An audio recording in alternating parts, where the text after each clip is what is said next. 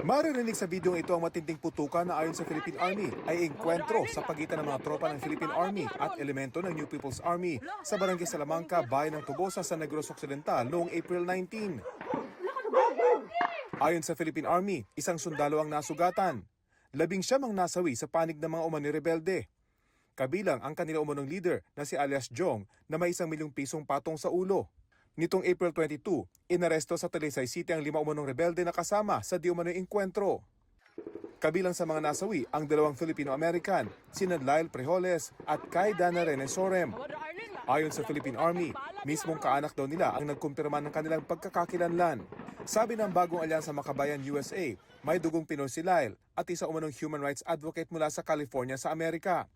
Nasa Negros Island daw siya para personal na saksihan ang hirap na dinaranas ng mga komunidad doon. Sabi ng Philippine Army, may mga ebidensya silang magpapatunay na armado at nakipagbarilan sa mga sundalo ang mga ito.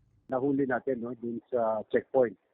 Sila rin ang nagsasabi na sila kasama mismo dun sa encounter, nakatakas lang sila.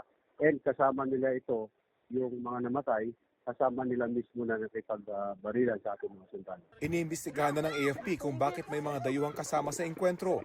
Kabilang din sa mga nasawi ang community journalist na si RJ Ledesma at UP Diliman student na si Alisa Alano. Sabi ng UP Diliman University Council, nasa Negros si Alano para mapag-aralan ang kondisyon ng mga magsasaka roon. Ganyan din ang pakay ni Ledesma ayon sa Kadamay Negros. Hindi armado si RJ. So bakit siya pinatay ng AFP? Ngayon po parang ang sinasabi ng AFP bakit daw nandun si RJ? Ang tanong po natin, kapag may namamatay na journalist, ay hindi itanong kung bakit siya nandun kasi trabaho niya po yun. Hindi kami magpati, sa active lang siya sa iyabi nga school. Kaya sa totoo lang, wala kami gapati. Wala gid kami gapati 100%. Sakit na sa amon nga ginaano siya blasang mga tao, ginajudge.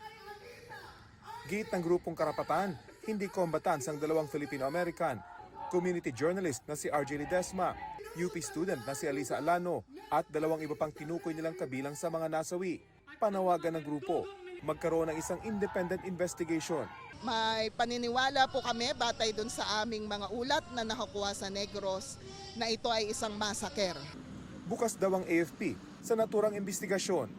Dahil very confident and assured na yung ating mga kasunduluhan followed the international humanitarian law and as well we respected the rights of every Filipino people. So, and we follow the rules of engagement. Bakit kasama ng NPA? Whether or not na NPA yun, nandun sa enkwentro, you shouldn't be there in the first place. Sabi ni AFP Chief of Staff, General Romeo Browner Jr., pinaigting nila ang kanilang operasyon laban sa NPA. Ang Commission on Human Rights nababahala raw sa nangyari. Gumugulong na raw ang sarili nilang investigasyon. Maraming pinapatay na mga sibilyan na mga inosente ang New People's Army. In fact, around the country, we have recorded 50 of these executions made by the New People's Army. At karamihan nito, around 38 of these incidents are in Negros.